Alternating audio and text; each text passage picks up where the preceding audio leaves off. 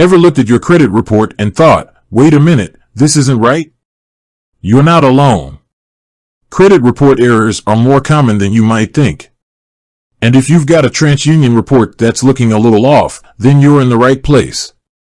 Today, we're diving deep into how to dispute those errors, step by step. But before we get into the nitty-gritty, let's talk about why this matters.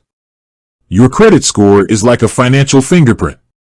It influences everything from your mortgage rate to your car insurance premium. Even your ability to rent an apartment can hinge on those 3 digits. So, if there's something wrong with your credit report, it can have serious consequences. Now, let's get down to business. The first step is to actually get a copy of your credit report. You're entitled to a free copy from each of the 3 major credit bureaus, Equifax, Experian, and Transunion, once a year.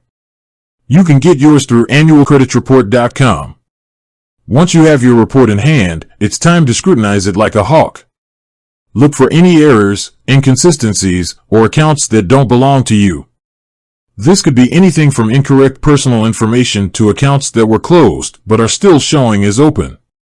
If you find something amiss, it's time to dispute it. You can do this online, by phone, or by mail. We'll go over each method in detail, including tips on what to include in your dispute letter. But wait, there's more. Disputing a credit report isn't always a smooth process. We'll cover common challenges you might face and how to overcome them. Plus, we'll give you some tips on how to protect yourself from identity theft while you're going through this process. Finally, we'll talk about what happens after you submit your dispute. How long does it take to get a response? What if your dispute is denied? We'll cover all that and more. Disputing a credit report can be frustrating, but it's an important step in protecting your financial well-being. By following the steps we outline in this video, you'll be well on your way to cleaning up your credit report and improving your credit score. With that said, thanks for watching, and until next time.